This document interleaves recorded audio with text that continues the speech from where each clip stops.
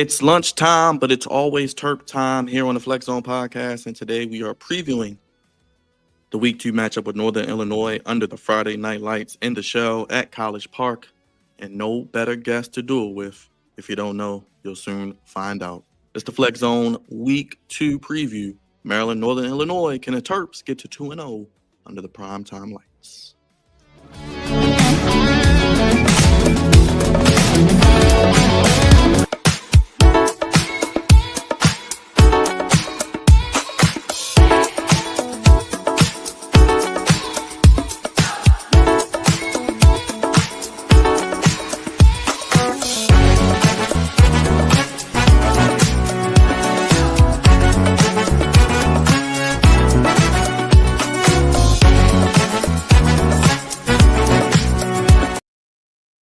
Happy Thursday afternoon. It is already September 4th. Terps fans, Flex Zone family, and everybody watching on all social media.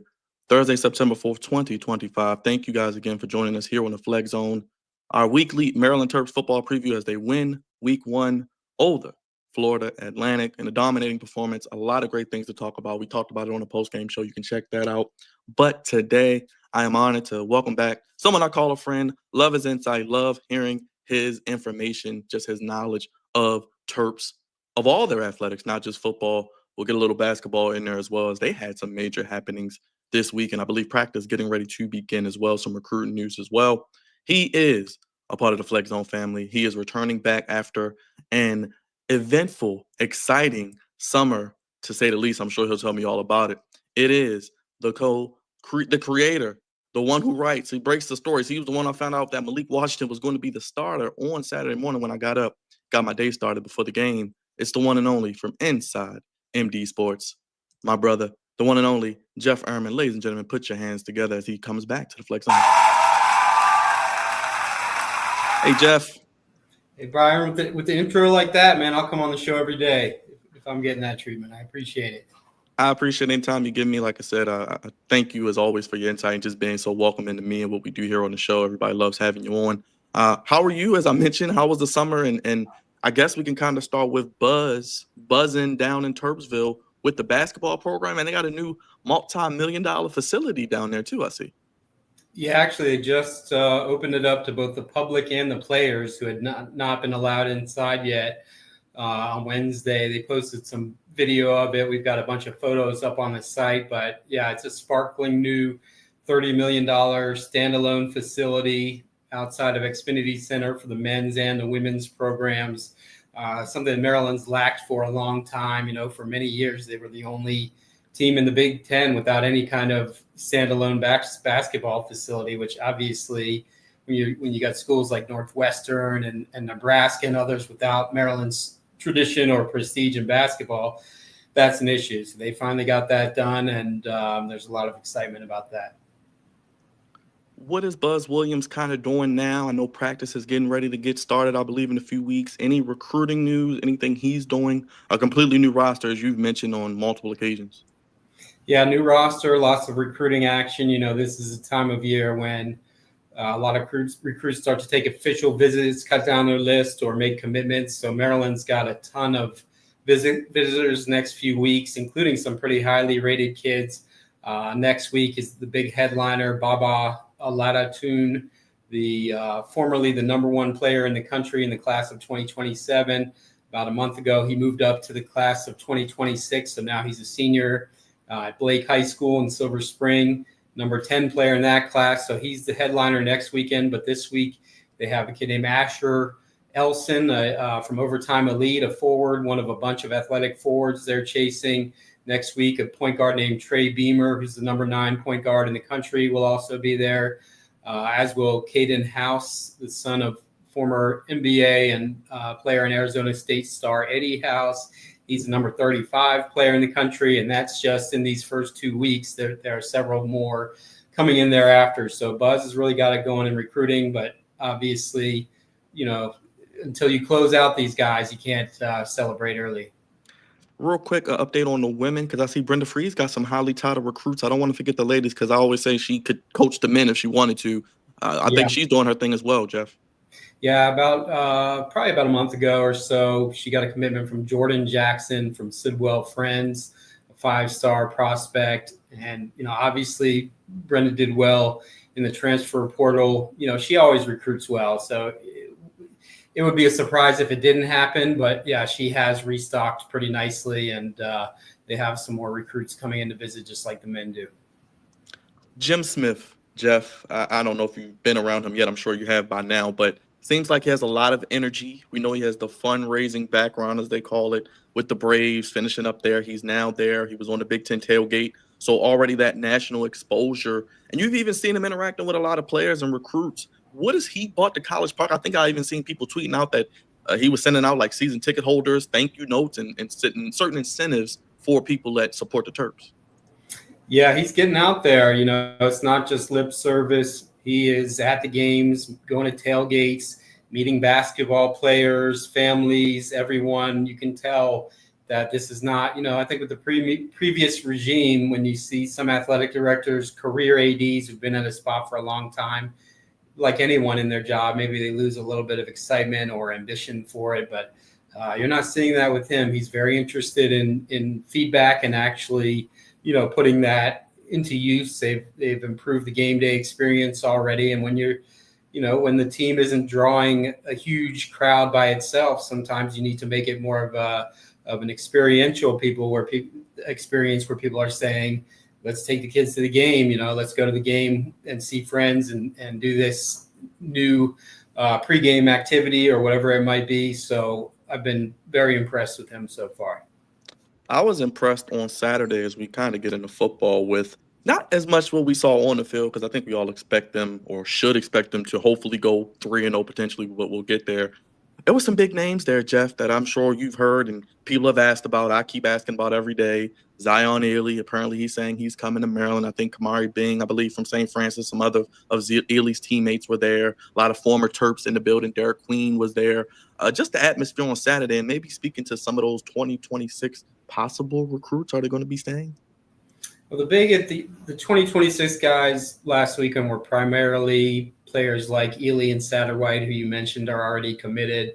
Other than that, it was mostly 2027 and 2028, because at this point, the vast majority of those seniors have already committed. They're recruiting a few guys, but once you get to this point of the cycle, it's mostly just a matter of waiting until the transfer portal to add more guys to your class. But, I guess the good news there is Zion Ely, who is obviously from Baltimore, number one player nationally in the class of 2026, remains firmly committed to Maryland. And, I would be very surprised, even with all these other schools, big time schools coming at him, if anything changed with that.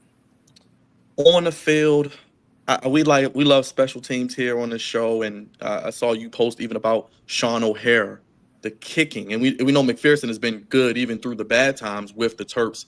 This special teams unit looks to be completely different than last year, and it's like these guys are confident that they can go out and make 40, 50-yard kicks, and that if the offense with Malik Washington does what it's supposed to, they might have an opportunity for a lot of points.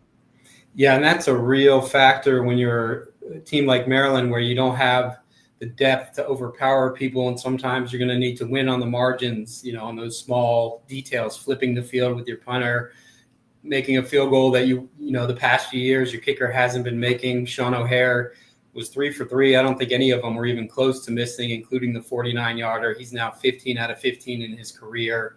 He was 12 of 12 last year at Richmond as a guy playing his first year of football anywhere, a soccer player from Ireland. And then Bryce McPherson, as you said, was there last year, was one of the better kickers in the Big Ten last year. Could be the best, or should be up in that top tier this year. The return and coverage games weren't impressive, so they do need to improve upon that. But it could be their best punter-kicker combo in a long time. Let's start with the look back on week one real quick. Florida Atlantic 17 or whatever point, favorites, however you want to look at the spread. They did what they were supposed to do. I guess Def Texas and Michael Loxley beating a non-conference team. They've won, 16 in a row now. So what did you see on Saturday? I guess we can start kind of offensively with Pep Hamilton's offense. Seems like they made some in-game adjustments, Jeff, and helped out the freshman quarterback, who we know is only going to get better. I think this is just the tip of the iceberg. Yeah, FAU was stacking the box, so they went very pass heavy. I mean, no one could have predicted Malik Washington throwing 42 passes in 3 quarters. But I think that was somewhat the result of the defense, what it was giving them. I do think it's a concern still that they're not, when you play a school that's a few levels lower than you in terms of the caliber of athlete they're getting, you should be able to push them around in the trenches. And, Maryland's running game wasn't bad, but it wasn't dominant by any stretch. But I thought Malik Washington was every bit as good as you could expect. He got off to a little shaky start with a couple bad throws. Receivers let him down with drop passes on 3 plays in a row. But then the second quarter, he looked great. Threw 3 touchdown passes in the second quarter alone, was really in control for most of the game. So, obviously it's FAU. We need to wait and see how he looks against Wisconsin in a few weeks, but so far so good. O-line, I believe Gilchrist went down with injury. If you can speak to maybe that, might be significant. Looks like it is. Didn't give up a sack, though, which I'll take. Yeah, no sacks, kept him upright, which is a good thing. I think the pass protection's, probably ahead of the run blocking at this point. In terms of Gilchrist, that is a big injury. Locks hasn't said yet what the injury is or how long he's out, but it seems very likely it's a long-term, possibly season-ending injury, which is really a huge blow. That if there was one position where you didn't want to lose a guy, it was probably there because, you got to have offensive line play to compete in the Big Ten, as we saw last year when Maryland's offensive line was one of the worst in power conference football. And Gilchrist was a guy as a true freshman, one of the most highly regarded offensive linemen they've signed in quite a while, who they felt like could work his way into the starting lineup and be one of their better offensive linemen. And so now there's not a lot of depth there. They need to be pretty fortunate with health on the offensive line the rest of the way.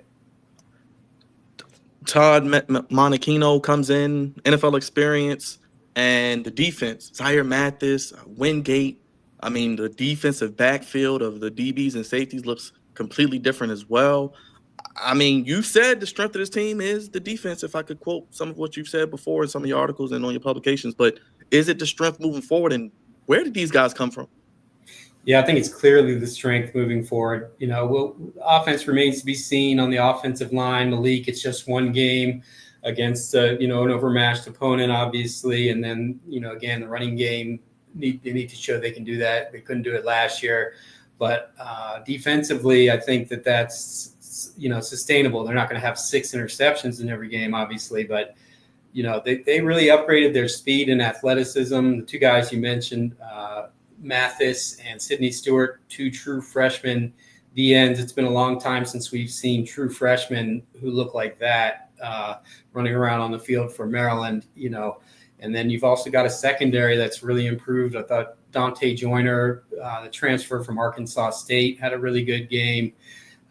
Defensive backs in general, Jamari Glasker, the transfer from Wake Forest, had a good game. And then Kevin Humes, a 4-star who they signed late in the previous recruiting cycle, who was thrown into the fire as a true freshman last year and really had a rough time of it, really looked good too. And then I think that, they lost 2 linebackers and you think, well, these are 2 long-term starters, Caleb Wheatland and Kellen Wyatt, that's going to hurt. But, Mike knew he had a lot of young talent there, a linebacker, led by Daniel Wingate. He looks like one of the better linebackers they've had in a while. So, while you lose, it's hard to say we lost 4 draft picks from our defense, but we're going to be better this year. But I think they could be better, and they're clearly more athletic and faster. Penalties. We know about those, not to beat a dead horse. What is being done that you maybe can speak to? I mean, 14 against Florida Atlantic, you don't want that. And it was like 5 or 6 in the first couple of minutes as well. What are they doing to clean that up? Because those will affect you as you move forward in the Big Ten play. Yeah, 8 penalties in the first quarter is something I'm not sure I've seen before. In terms of what they do, I don't know. It's been a fairly consistent issue the past few years for the program and for Mike Locksley. I think some of that is probably the result of, he is a player's coach, and that helps him get players. And there's a delicate balance between, being a player's coach, but still having the fear of God in them a little bit, which he says they do. And I believe him, but And he also talked, validly about how a lot of the penalties were by some of those true freshmen and new guys who were in a new situation. But, nonetheless, he obviously needs to come up with a way to fix it because, like I said, they don't have the talent or depth to dominate this year. They need to win doing the little things right, too. And a lot of penalties will just kill you. All right, let's look ahead to tomorrow night. I love these Friday night games, by the way, Jeff, but it's crazy. You got NFL, you got college football, you got the Orioles 21-31 weekend, a lot going on in the area. What should fans look forward to for the Friday night game? I believe it's on Big Ten Network and then next week against Towson. But the Big Ten Network, you got them, I'm guessing, going to be in the building. And Maryland and primetime games, some of the history I remember, you may know more than me, but not very pleasant on my memory brain. No, it hasn't gone great. This one should go fine, though. They're almost 20-point favorites. NIU, everyone thinks about them as the team that beat Notre Dame, but it's a totally different team this year. They lost a ton off that team. Last week, in their opener, they beat Holy Cross by 2 points. I think they passed for 100 yards total. They did okay on the ground, but, this should be one that Maryland should handle pretty easily, I would think. Anything we need to look forward to that you're looking forward to with this game? Any specific type of players or anything that Maryland should just dominate in and hopefully maybe have Malik out of there to get in the third quarter? Yeah, I mean, the obvious answer is just Malik. He's still the story pretty much all the time. And so this is week 2. Can he improve upon that first performance? Again, with that same caveat that this is another, this is not a Big Ten opponent. And then, I would look for the run game. I'd look for them to try to establish that because to me, that's, maybe the biggest concern, one of the biggest concerns on the team after they couldn't run it last year, didn't run it great in the opener. Pep Hamilton came in, he was talking about more of a smash mouth run game mixed in a little bit with Mike Loxley's passing game. So I would look for them to try to establish the run. And, obviously if you can't do it again against NIU, that's even more concerning. Looking at the landscape of the Big Ten and Maryland's schedule, is that pressure still on Mike Loxley? We know he still has years on his contract, but, people are critical of him. I personally think he should at least be able to see some of these guys through that he's going to bring in, hopefully. How do you feel about it? Maybe even how the schedule's kind of lining up, not to put the cart before the horse, but, some things happen in Wisconsin. They don't look as great. I'm not sold on Nebraska. You get to go to UCLA, who got dominated. Washington comes here. I mean, could this team maybe win more than 4 or 5 games? Yeah, I mean, we on our podcast last night, we took a look at some of the sites and their analytics. ESPN bumped them up. I think has them winning 6.8 games or something like that. So, the schedule helps a lot. This, for year after year, it wrote articles about Maryland has the toughest schedule, second toughest in the Big Ten, whatever it might have been, because they're, you still had those divisions. So they had to play Penn State, Michigan, and Ohio State every year. This year, they only play one of those 3 teams. They also don't have Oregon on the schedule. So this is their, you can't really call any Big Ten schedule soft, but this is their softest schedule in quite a while, which comes at a good time for Mike as he's trying to transition all these young, talented players in, but still win enough games to be around. Are they going to be able to produce the NIL to remain competitive? We know the basketball program looks like they're doing a pretty good job, other sports as well. Football, if you can maybe speak to how maybe they're improving some of their NIL footprint as a school. Well, this is the first year that we have the actual revenue sharing where the schools can directly pay the players. Maryland, like most of the other Big Ten SEC schools, is spending around $14.5 million of the allotted $20.5 that they can spend as a department on football. So the money is there for that, and that's the same as most others will have or more when you're talking about a lot of ACC and other teams that aren't in the Big Ten and SEC. The question to me is whether, the NCAA has made steps to try to cut down on NIL as a pay-for-play tactic, and so if they're able to actually rein that in to where, you're not able to just give a guy $3 million in quote NIL, then I think Maryland will have a very competitive situation. All right, Jeff, what you working on the website Inside MD Sports, something I frequent every day, and you and the crew on YouTube as well, like you mentioned with the podcast. Yeah, we just actually posted a bunch of basketball recruiting scoop for this weekend. Things are getting very busy on that front, so we'll be covering that heavily along with all the latest in football and football recruiting. Jeff, I can't thank you enough as always. I appreciate you. I know you'll be hard at work for the next game tomorrow night. Keep up the great work as always, and we'll do it again real soon. I appreciate you having me. Thank you, Jeff. Have a great weekend, and Thanks, I'll talk to Brian. you real soon. Yes, sir. Appreciate it. Check out Jeff, everybody. Ladies and gentlemen, one more time. The illustrious Jeff Ermann joining me here today. I appreciate over 200 of you in the building. Let's go back to basketball because Jeff talked about the Maryland basketball new facility, over $30 million, the Barry P. Gossett Basketball Performance Center. I'm going to play the video from Terps of the facility. The basketball teams got to see it. We'll watch it together. We'll touch on that real quick, and then we'll get into football with my keys to the game here on the Flex Zone. Welcome to your new house. First of many new houses you will all enter in your life. But one thing to always remember, it was built by the guys that came before you. It was built for you to add on to the success of the Maryland basketball program. MTV Cribs, come take a trip. Oh! Yeah! I ain't gonna lie. Nah, this OD. I don't even like the weight room, but this hard. There's gonna be some work put in here. Okay, Eddie. Where that coach up at? Oh yeah. This one of them. Be chilling like this, man. How you feeling, Alex? Nah, this is elite. It's amazing. Seeing what they did with it, I can't be nothing but thankful, man. This is amazing. Man, this is next level. A lot of detail went into it, but I'm excited to be here.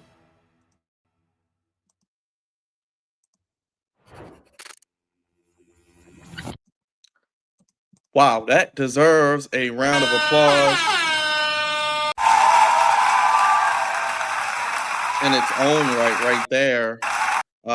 Maryland now feels like a major program in the Big Ten. You know, people like myself grew up with them in the ACC, and now in the Big Ten, you wonder about resources, because if you don't have the resources, you cannot compete. I don't care. It's all about the mighty, mighty dollar bill. You see performance centers and gymnasiums, the cold tub, the place to watch film, the place to rejuvenate, the lockers, the strength and conditioning. I'm amped up. I'm ready to go knock out a couple of sets right now and go shoot some hoops. And I'm not even that good, but I want to. You know, I'm better at doing this, talking about it than playing, obviously. But good to see. I love what Buzz is doing with basketball. This is what we need in this area. In my opinion, some of the most talented athletes in any sports you want to throw out there, especially basketball and especially even football too, they come through this area. Baltimore, DMV, you know, you look at the Mid-Atlantic corridor, the tri-state area, they come in this area, and Maryland isn't too far. And in the possibility now of having something like this makes you very, very happy. This makes you very, very excited to see what they've cooked up in really a short time. And even the late Freeze, who is, in my opinion, still one of the best coaches in all of women's college sports here today. We got the women there as well. Let's take a look at what the women, let their point of view and perspective, because I think Brenda, as you heard Jeff talk about, getting back to that elite level potentially, got some big time recruits, hit the transfer portal the way she does every year very well, and she did it expeditiously just like that. Let's look at the women. Welcome to your new house. This opportunity was built because of the success of this program, and now you get to inherit that success. This is special. This was built for us, and we are the very first team to make this our home. Treasure it, cherish it. It's a privilege to be here. My thoughts and prayers have been answered, baby, because this looks very nice, very beautiful. I'm going to challenge us as what story do we want to write for our team this season? The Barry P. Gossett Basketball Performance Center. So great to see that action. That's just great. That just warms my heart for those athletes, those student athletes, because yes, they're paid. Yes, they have great lives. Yes, they have multi-media and social media empires that'll tally maybe even more than some of them might make with their playing careers and the ability of having that NIL income. They have a tough job. It's a lot of pressure. It's a lot on these individuals at that level to still go to class, whether you think they go or not, and still perform to when I get on here, I can say they're doing great or not doing so great. So to have that mental fortitude is very, very, very important. It's something we cannot look past and look through with these student athletes. You got to think, and a lot of these kids are 18, 19, 20 years old sometimes. That's a lot on your mental. Your frontal lobe isn't even fully developed, as some of the elders would say. But great job there. Great job by Maryland. I love the way it was shot as well. So just very, very clean overall for this today. Now we do have the Maryland football game tomorrow night. What do we got? It's at 7:30 tomorrow. 7:30. Yep, 7:30 tomorrow in the show. It's a home game for Maryland, and that will be great to see as well. From them with the odds, I believe Jeff said Maryland is a 20-point favorite as of right now. Let me pull this up for you guys. Take a look at it together. Let me do that. And here we go. And I'll pull up the ESPN right now, and then we'll go over the game real quick as well. But appreciate all you guys being here. Make sure if you guys haven't already, hit the subscribe button, hit the like button, hit the bell. If you're watching on X, come on over to YouTube and check us out there, as it is a 16.5-point spread for Maryland, over under 46.5. As you can see, Maryland 85% favorites according to ESPN analytics. And let's take a look at the game here today, as they do play tomorrow, 7:30. The game is on Big Ten Network. And Maryland is doing a great job, as they have won 16 straight non-conference games, the longest active streak in the country. They are 18-1 under Mike Locksley in non-conference games, wins over Virginia Tech, West Virginia, North Carolina State, NC State, Syracuse, Virginia twice, and Auburn. The longest streak for Maryland in over 40 years. Maryland has allowed less than 30 points in each of its 16 non-conference victories. The 16 consecutive, they've all allowed under 30 points, the longest streak in the FBS. Minnesota did that in 2015 through 2019 as well. Maryland averages 41.2 points per game in non-conference play, which is 7th in the nation. And Maryland's 7 straight wins by at least 14 points is the second longest active streak in the FBS, to Tennessee as well. Maryland owns the longest active winning streak in non-conference games versus power conference teams with 9. It started with a 34-29 victory against Texas in 2018. What a great game that was there as well, as you can see, for Maryland. As mentioned, Malik Washington was the MVP of Saturday's game, 258 yards passing, 3 touchdowns in Maryland's opening win against Florida Atlantic. Malik said this week, and I quote, "This wasn't the start that I wanted, but we wanted to finish up pretty strong. There's always room for improvement," he said on Tuesday. Now, the Huskies of Northern Illinois, who did beat, like we talked about, Notre Dame last year, are replacing both of their coordinators.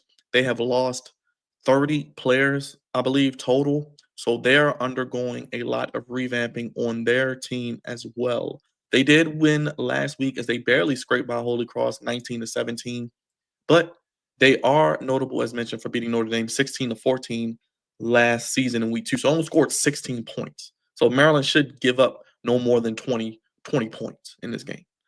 Now, as mentioned, this is a Friday night affair. Love the Friday night lights games as well. Now, Northern Illinois was 8-5 last year, 4-4 in the Mid-American as well. So that was really good season for them last year as well. Now, players to watch: Shavon Wright. He's a redshirt senior running back, and he's a bell cow for his Division II days at Charleston in 2022 through 2024, and he had 2,233 rushing yards in Division II with 38 touchdowns, which were D2 records. Quinn Urweiler is the senior linebacker, number 32. Remember, Shavon Wright, the running back's number 10. You'll see a lot of him. And Quinn Urweiler, the redshirt senior linebacker, number 32. He played in every game last season, making 32 tackles, 16 solo tackles, and he had 5 tackles and half a sack in the season opener. He's a former North Dakota transfer, so look out for him looking to fly all around the field and make tackles. Mark Preto, redshirt junior linebacker, so they got 2 good linebackers. He was the highest graded player on Northern Illinois defense by PFF, 88.4. Really good against the run, 85.4. Played 5 games last year coming back from injury. He also, prior to Northern Illinois, spent 2 seasons at Fordham, 3rd team All-Patriot League. We also have Deary Rogers, the junior wideout, number 6. He paced the Huskies last year, and last week he had 7 catches for 73 yards and a 22-yard rush. So they like to use him in a variety of ways. In 8 games, Rogers had 37 catches for 416 yards, 4 touchdowns. 2023, he was the first team All-American as a returner, while also catching a team-high 53 passes for 690 yards. So right there, you see some of the players we have to look out for, the 2 linebackers, the running back, and the wide receiver. Now, Northern Illinois gets a lot of pressure as they had the most sacks in the Mid-American with 36. 2 players had a PFF pass rush grade over 70. And if Northern Illinois can do that this week, I guess this will be a step up in competition, a step up in defense, especially with the pressure that Northern Illinois can bring. We shall see what happens, as that is going to be one of my keys to the game, is keep Malik Washington upright. Now, weakness to quarterback play. Josh Holtz completed 12 of 18 for 101 yards, had an interception against Holy Cross, and that stat line was produced against FCS competition. So that doesn't bode well against the Terps. So hopefully we will get to him early and often. Now, Holtz and backup Ethan Hampton, who you could see were bottom 3 in the conference in passing yards. Let's see if Malik Washington can improve on his week 1 debut to week 2. And under the Friday Night Lights, his first primetime game at the college level, Michael Harris, junior linebacker Michael Harris, he is looking to step up with the Terps this season, but only had 5 snaps Saturday. Now, will his role continue to dwindle, or will he somehow get more time? But the emergence of Daniel Wingate, will he play alongside him? That is something we have to watch as well. Will someone emerge as the number 1 target this week? Maryland spread the ball around well on Saturday, 10 different receivers like we talked about in the postgame show. It will be interesting to see if Washington settles in on a clear favorite on week 2 tonight as well. Now, it is the 4th all-time meeting between Maryland and Northern Illinois. Terps hold a 2-1 lead. All 3 have been decided by 10 points or fewer. They are undefeated here in College Park as well. They last met September 4th, 2024. Number 22 ranked Terps, man, the good old days, beat them 23-20. Nick Novak became the ACC's all-time leading scorer that night. Another kicker name we talked about, Sean O'Hara and Bryce McPherson. 3 field goals, 43 and 44-yarders were in there as well. It will be the first meeting between Mike Loxley and Thomas Hammock. So, and 2 black coaches. Always love to see the 2 brothers go and see what they can do. So we shall see as well. And it will be awesome to see what they do. We know Malik Washington was named the Big Ten Freshman of the Week. So great job there as well. Maryland has 6 interceptions, tied for most or second most in the game, as they had 7 against Duke in 1951 as well. And 2 defensive scores was great. Daniel Wingate, 10 tackles, first Maryland player with a pick 6 in the season opener since 2011. That's a crazy stat as well. 3 interceptions and 3 sacks for the first time since 2013 against Old Dominion as well. And they outscored Florida Atlantic 26-0 in the second quarter as well. As mentioned, Sean O'Hara went 3 for 3. And him and McPherson look to be a great overall combo with these 2 individuals. Now, getting to the injury report, we kind of talked about it with Jeff Gilchrist, the old lineman, looks to be out for a significant amount of time. I think he's probably done for the season. So that's a blow to an offensive line who was using him as the Swiss Army knife, as the 6th man, the swing offensive lineman that can come in and help run the football. that is something that we will have to see moving forward. But the offensive line didn't give up any sacks on last Saturday. So my keys to the game as we get to that, because I do want to kind of get into my keys to the game and how I see it playing out. I actually had Maryland 31-17 last week. It wasn't even that close. But I'm looking at, first and foremost, penalties.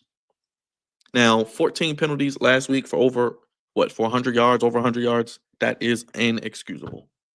You can't continue to live life on the edge like that, especially when you kind of increase in competition. You just kind of haven't even gotten into the meat and potatoes of your schedule in the Big Ten. So with that being said, can they commit single-digit penalties? I'm just going to say single digits. I'm not going to go crazy and say, hey, no penalties. But can they get to 5 penalties or less? Can they not get called for holding? Can they get, not any delay of games? Can they not get called for any defensive penalties like defensive holding, pass interference, illegal contact? So let us see 5 penalties or less. So that is my first key. Penalties, 5 penalties or less. Secondly, special teams, continue to do what you have done. Make your kicks, because I like this team that the fact that he can kick from 50 if needed, Sean O'Hara, that makes me feel like Malik can do his job. They have an opportunity at points more than they won't. And they can score a lot more points, which leads to a lot more offensive efficiency, which can hopefully lead to a lot more wins. So penalties, 5 and under, special teams. And to the special teams point, the special teams coverage, Jeff alluded to it as well. The coverage wasn't the greatest. I want to see better special teams coverage, but make your field goals. I have confidence O'Hara comes in and kicks a 50 or 52-yarder, it's going to be good. If McPherson has to punt and they have to swing and switch field position and rely on their defense, he can pin them inside the 20, pin them inside the 15, pin them inside the 10, or even inside the 5. So I'm confident with them. Just do your job when it comes to coverage. So penalties and special teams, do your job, make your kicks, cover the guys returning it. Cool. Third, Malik Washington, do what you do. Be you. Be the best player on the field.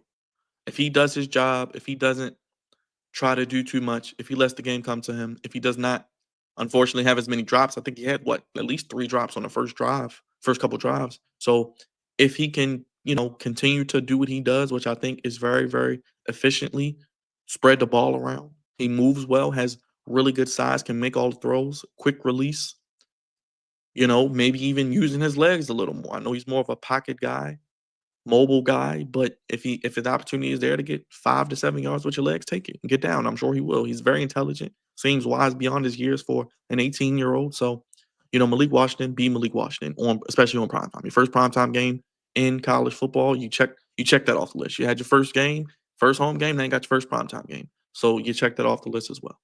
Thirdly, find a running game. Now I know they had some decent runs, nothing that really knocked my socks off. Jeff even mentioned that as well. I would like to see this team potentially rush. Could they rush for over 100, 150 yards? That would be something nice to see where they have, it looks like, a good pass rush. So what's the best way to slow down a pass rush? Obviously run the football, but, use the draw plays, use the screen plays, which is an extension of the running game.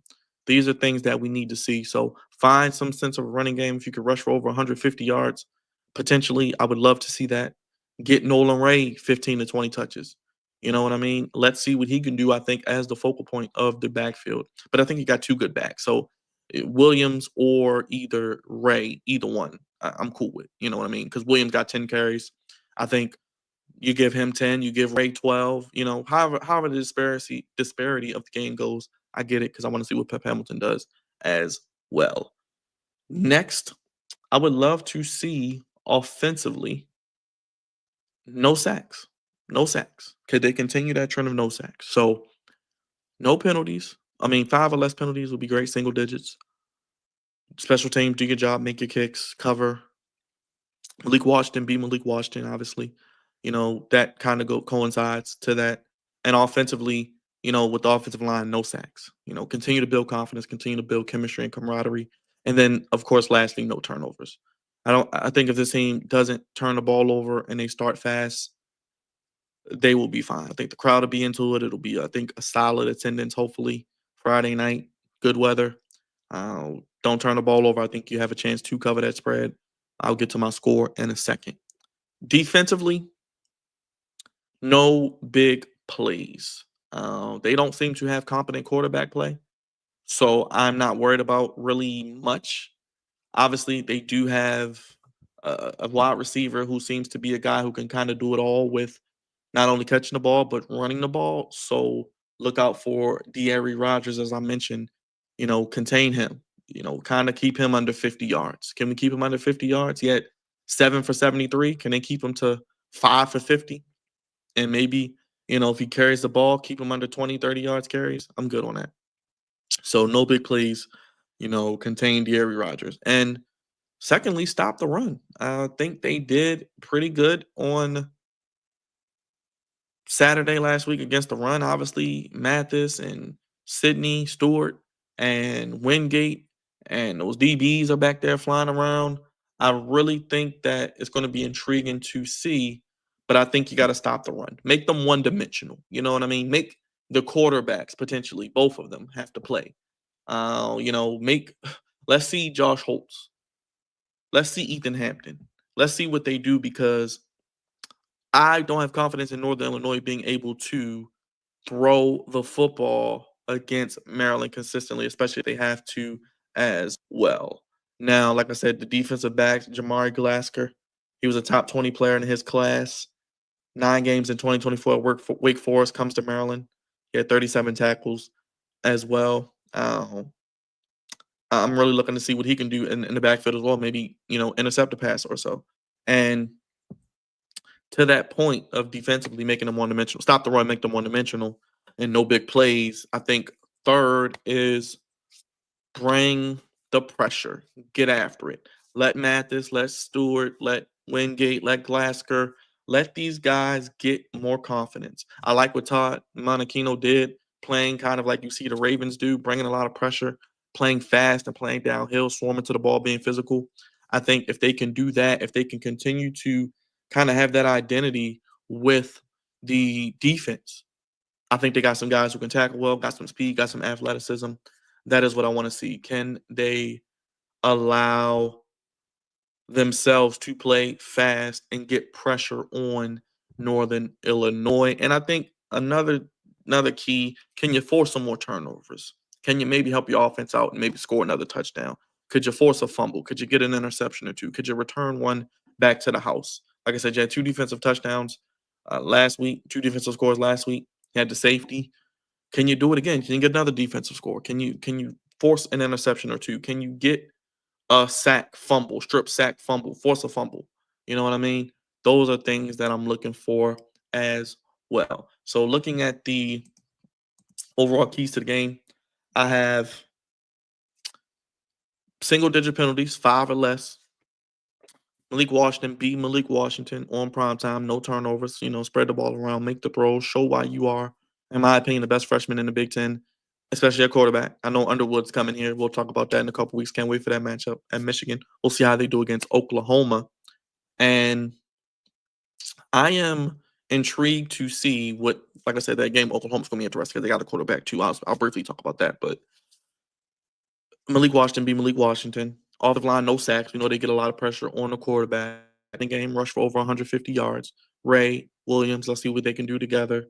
And like I mentioned with special teams, do your job, make your kicks, punt as you've been doing, and be good on kick coverage.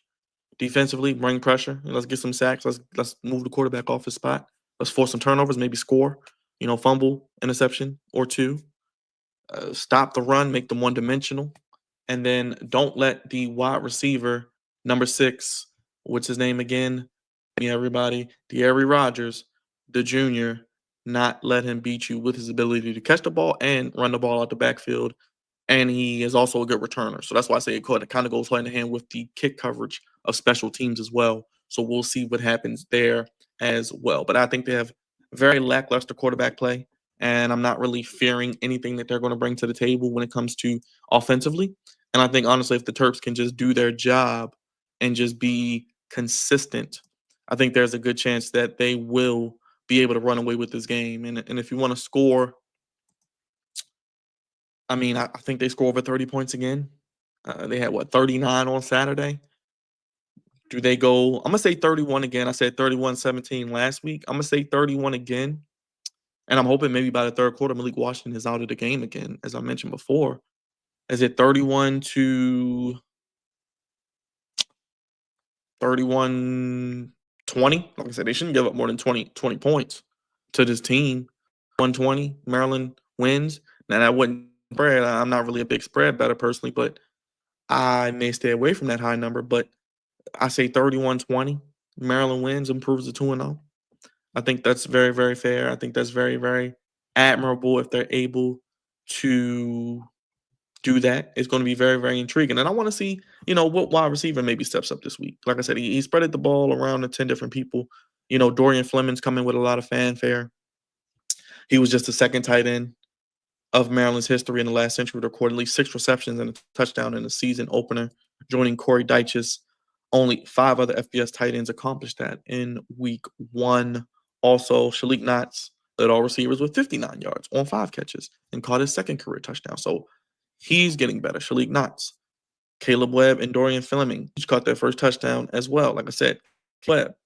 I think we even saw, we had the Spencer sighting. Octavian Spencer. I think he's a good slot guy. So they have a plethora of weapons that I like that Malik spreads it around. The running backs caught the ball well. They will continue to do that also. So I think it's going to be very, very intriguing as well. So it's going to be very, very intriguing. Like I said, I do like the over. The over is 45.5, 46.5. I do like the over, but I do think the Terps win 31-20. And I think Malik Washington throws another 2 touchdowns. And I think they find a running game enough to bleed the clock, hopefully, in the second half. Because, like we said, we didn't expect a freshman to throw the ball over 40 times. Nobody had that on their bingo card. But his poise, his leadership, his calmness, his presence, his ability to just play really wise beyond his years is very admirable. And I think he killed it on Saturday. He got my game ball. If you watch the post-game show, yes, we are live after Maryland football games. This week is going to be a little weird because just a housekeeping note, if you follow us on YouTube or you see us on X, we do live streams, watch-alongs. We do pregame and postgame for Commanders and Ravens, and we do also Maryland football postgame shows, football, basketball. So this week's a Friday night game, but on Friday, we have the Chiefs Chargers from Brazil free on YouTube. So we'll be watching that, watching Maryland. And if you're into professional wrestling, we cover that for the weekly shows Raw, NXT, AEW, Dynamite, and SmackDown. We will be live for SmackDown from Chicago as we have the return of AJ Lee on Friday night, returning to SmackDown as she joins her husband against Seth Rollins and Becky Lynch for WrestlePalooza on ESPN in a couple of weeks. So a lot to get into. Again, if you haven't already, go check out Maryland Inside MD Sports. Jeff Ermann, he has all of your Terps coverage. Him and the guys, they do a great job on the YouTube channel, Inside MD Sports, as a radio show. They got a lot of great content over there as well. So make sure you go check them out, as Jeff will be back with me as we get ready for basketball practice, revving up, and check out his site. He'll be joining me. Thank you, everybody on his platform watching me. I know you guys been checking in. Appreciate the love. Thank you for watching. Yeah, we do this for Maryland. We cover each game with a preview and an immediate reaction after the game. We usually just go live. We hit the camera. We hit live. We turn the lights on, and we talk about the game. We break it down from every angle, as you can see. We get the bad, the ugly, players of the game, injury report. Take a look ahead to next week, because next week's game, week 3, will be another home game. The battle of the Baltimore, Maryland areas and state rivals. Maryland and Towson go at it, and that will be a Peacock extravaganza exclusively. So get your streaming rights in order and devices up to speed for next week. That is a Saturday game as well. So we'll see what happens there. I believe that is a Saturday afternoon game. Let me just double check. Yeah, that's a noon game. Saturday afternoon at noon. So they go on not a short week, but they play on Saturday And then the Wisconsin game still has a TBD as well. So as you can see, we'll take a look at it together. As you can see, yeah, they still have a TBD for Wisconsin and for Washington as well. I mean, I don't see that Wisconsin game.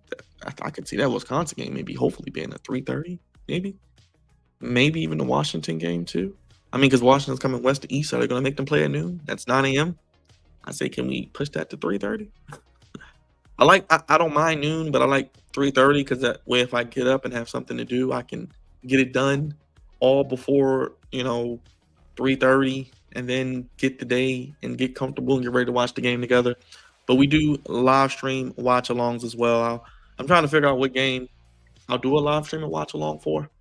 I don't know. We'll figure it out, because if I can't do the post game, I'll just watch the game live and we'll react to it instantly. But I like the live post game shows because we can then discuss it together. You guys can chime in, give me your questions, comments, and concerns. Everybody on X, guys, if you could just do me a favor, come on over to YouTube. You're watching on Inside MD Sports. You're watching on Jeff's social media. Hit the subscribe button.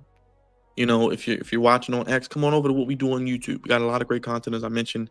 NFL preview, we did it on Tuesday. We got a picks group. If you want to pick games, the NFL season is about to begin. If you want to pick games with us for the NFL season, you can do that as well. So let me know if you want that. We can drop that link for you as well. Join the group for the pick 'em. Come on over to YouTube. We got all that for you. And we cover the Commanders. We covered the Ravens. We cover all 32 NFL franchises. We've covered every team, giving record predictions for the season. And, of course, here with Maryland, with weekly game previews and post-game shows after each game as well. And we definitely have a lot of content coming up as the season is just getting started. Week 2, but remember, on next week, it is a 12 p.m. kickoff as Towson and Peter Shinnick and his Towson Tigers, who possibly could be 2-0 themselves, coming in to Maryland. But like I said, Wisconsin doesn't look super impressive. Washington coming west to east, they don't really knock my socks off. And Nebraska isn't knocking my socks off as well. And yeah, you got to go to UCLA, east to west, but UCLA didn't look really impressive either. But it's 1 week. We're not going to overreact. Let's take care of the games in front of us. Let's get one win at a time, one victory at a time. Like I said, I predicted in my season preview, which you can check out as well. I think this team could potentially get to 6 wins just because of that fact. And it wouldn't shock me if they get a bowl game. Hopefully, like Jeff said, Zion Ely, his friends, they're all coming and committing. Mike Locksley bringing back for another year. Malik Washington going into year 2. Maybe having some stability with the coaching staff and the coordinators. That would go a long way. And I appreciate each one of you joining me today on your Thursday afternoon, talking Terps with, once again, Jeff Ermann. Go check him out. Follow him. Inside MD Sports, all of your Terps news. I use it. You should use it. We all use it. Check out Inside MD Sports and follow Jeff Ermann on Twitter and Inside MD Sports for all of your content. Check them out on YouTube as well. They have the Inside MD Sports radio show as well. Of course, we'll be here watching the game on Friday night, so come and show us some love. You'll see it on X, but come on over to YouTube. You 300 plus people, lovely, fine folk. If you haven't already, come on over to YouTube, search the Flex Zone Podcast. Make sure you guys search what we do. A lot of content. Subscribe. Come on over to YouTube, search it, subscribe, slam down that subscribe button. Great to see the basketball program getting their just due, the new multi-million-dollar facility to do what they need to do, which I think this year could lead them back to the NCAA tournament. We'll see what happens with that. It is Football Thursday. The NFL is back tonight. Eagles and the Cowboys. I don't know. Maybe you'll get a post-game show later. I don't know. Maybe. Let me know if you want to see a post-game later. Maybe I'll get on here later and I'll talk about the Eagles and the Cowboys if the game is exciting and I don't fall asleep. Because sometimes these Thursday night games are a chore. And you fall asleep and you wake up fourth quarter, you fall asleep at halftime, you're laying down after a long day of working and being an adult. You know how it goes. But hit that thumbs up. Best way to support what we do here on YouTube. Hit the thumbs up. Cost you nothing. Vote on the poll. Let us know who wins. Maryland Terps or Northern Illinois Huskies. Join us if you want to be a member. Custom emotes, custom creative content just for you, and some exclusives for you Terps fans as well. And as always, the only place giving you sports and your Maryland Terps coverage how you want it, when you need it. Tons of content to get lost into on the channel. I'm going with Maryland 31-20. I had Maryland 31-17 last week. They won 39-7. Played way better than even I thought. I think they win this week 31-20. A little bit step up in competition. I think each game is a step up in competition. And then week 4, hopefully after they do what they're supposed to do in the first 3 games, lightest schedule ever, hopefully can improve on the penalties. If they can just improve on the penalties each week and not turn the ball over, especially with the freshman quarterback who is going to make freshman mistakes. It's just the way of life, the way the world goes. But he seems to be a guy that if he does make those mistakes, he'll be able to overcome them and still be successful there as well. So we got it all. We broke it down. Thank you again to my guy, Jeff Ermann, for joining me. If you guys haven't already, join us each and every day. We pretty much got content each and every day.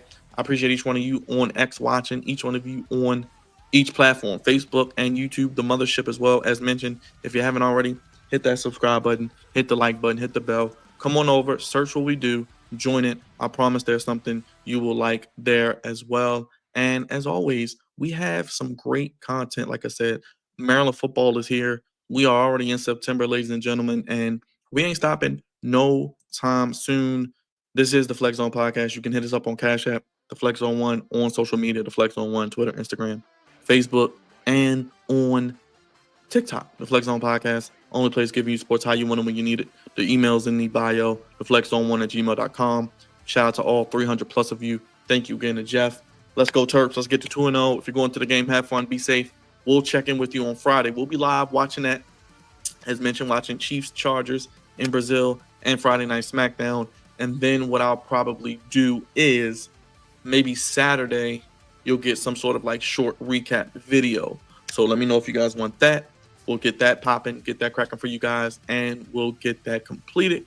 I appreciate each one of you watching this video and supporting and taking time out of your day. Thank you again to Jeff. Can't thank him enough. Everybody in the chat, Alex, Zach, everybody that'll watch this later, leave a comment. Let me know your thoughts and prediction on the game. And I'm getting out of here. I'm going with the Terps win 31-20. Malik Washington, 2 touchdowns. He'll be the player of the game yet again. And we'll set up a 2-0 versus 2-0 matchup. Winner goes to 3-0 next Saturday in College Park at the Shell. Then the Terps hit the road to Wisconsin. Time TBA. So there you go. There you have it. We covered the O's too. I got to maybe do something on 21-31. Tomorrow, you will get a Baltimore Ravens preview against the Buffalo Bills. I may be live later with a special Ravens super fan. Maybe look for that as well. Commanders content. That will be a preview Saturday. We'll be doing that Saturday. Commanders Giants week 1. And like I said, if I feel like it later, if I'm up to it, if I got the time, we will do the post-game show recapping Cowboys and Eagles if it's a good game and up and worth my time if I'm not asleep. But pro wrestling, professional sports, we do it all here on the Flex Zone Podcast. Thank you guys for watching. I'm getting ready to get out of here for the day. I appreciate each one of you, and I'll see you tomorrow for Maryland SmackDown and NFL Chargers Chiefs, but also tonight, maybe live with some Ravens content with a very special interview with the Ravens superfan, giving their season predictions and things they're looking forward to week 1 and beyond. Is this Super Bowl a bust? Who may be some of the surprises? What are we looking forward to with this team and kind of around the NFL as well? Only place giving you sports how you want it when you need it. Thank you guys for joining me today. Couldn't have done it without Jeff and each one of you. Thank you again. Head on over to YouTube and subscribe. And we out of here, everybody. Thank you for watching. Go Terps. Let's see what they do. And, of course, we got the Maryland post-game shows for you throughout the season. Good, bad, and ugly. This is your source, the place you come to after the game for honest, upfront opinion, discussion, and collaboration and conversation. Thank you guys for watching. I'm getting out of here for the day. You'll see me possibly later. If not, you will see me tomorrow. As mentioned, Ravens preview, got Commanders preview coming, and so much more. Thank you for watching. Have a great day, everybody. Peace. I'm gone. Go Terps.